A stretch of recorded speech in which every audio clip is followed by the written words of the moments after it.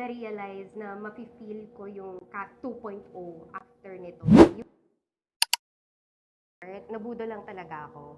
I didn't start dahil gusto ko siya. It started nung pandemic na we all had nothing to do, tapos we want to stay healthy kasi para hindi tayo ma-COVID, right? So, my husband and I started to work out at home. I got used to it, but I wasn't passionate about working out yet. Dahil wala lang talaga kaming ginagawa. I just want to be healthy for the sake of my family.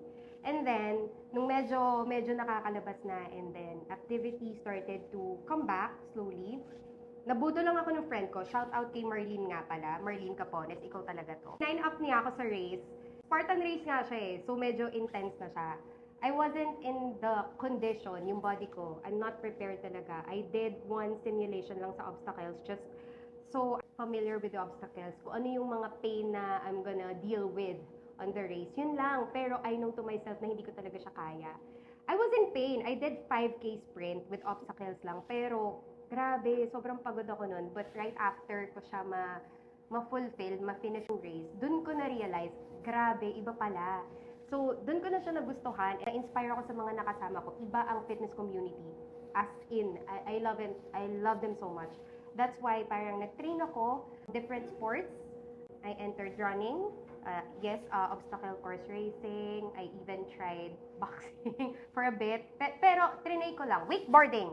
Yan, mga water sports yan. Bet na bet ko yan. So, after that, I consider myself as an active lifestyle person.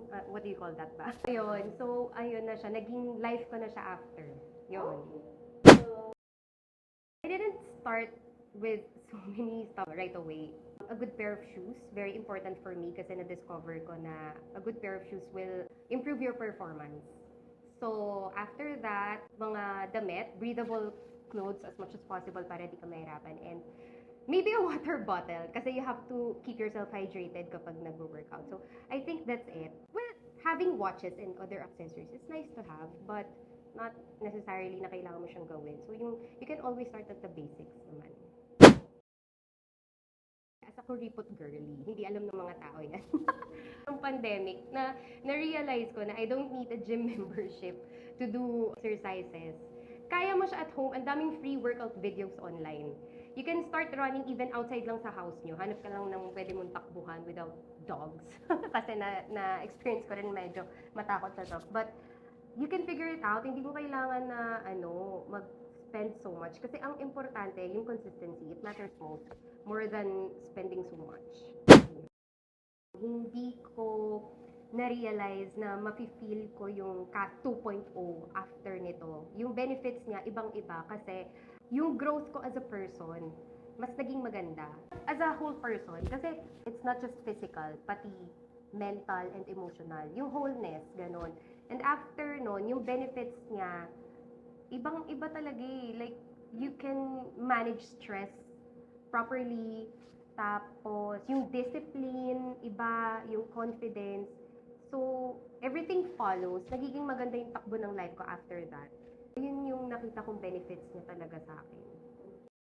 The person na lagi lang nabubudo. No, una ang sign up before preparation. Pero syempre, mas maganda, mag-prepare talaga kayo before joining. Kasi syempre, iniiwasan natin yung may mga aksidente. Yun talaga yung importante. Kahit anong mangyari, kahit hindi ka mabilis or whatsoever, importante, safe ka, matapos ka. So, magpe-prepare ka talaga.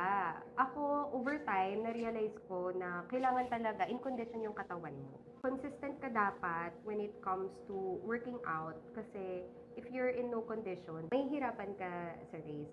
It's gonna be hard for the first time. Like, for example, first race mo or first ganitong distance, like kanyari, half marathon or marathon na. Nervous ako kahit na ilang beses ko na siya na-try right before the race kasi I will be alone. Alam ko yon. May iwan ako ng mga kasama kong magagaling. Magbibilis yan sila. Iiwan talaga nila ako. So, it's gonna be all you. So, it's gonna be emotions. Matatakot ka. But, at the same time, ma-excite ka. Kasi iba yung experience eh.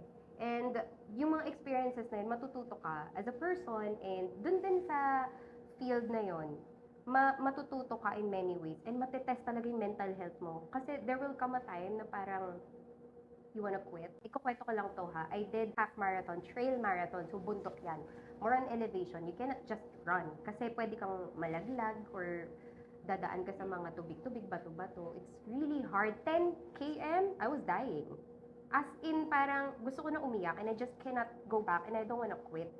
So, it's a test on your mental battle of yung mental health mo. Yan. Kailangan mo talaga i-push yung sarili mo. And once na ma-finish mo na siya, di ba I was alone, dun ka mag-breakdown and masusurprise ka na parang, oh my God, you really cannot tell what your body can do until you're there. So talagang yun yung mga mixed emotions na mafe-feel mo when you're into fitness. Ang dami talaga matitest. Parang ka nasa apocalypse, tapos survive mo, yun, ganun siya. Yes, therapy siya for me kasi, 'di ba, nagpo-produce ng endorphins kapag nag-exercise ka. So, it really helps me improve my mood. Sometimes yun yung quiet time ko to process my thoughts, nakaka-release ako ng mga emotions. So, yeah, it's therapeutic for me and I think hindi ko siya ile-let go until hangga't kaya ko, gagawin ko siya.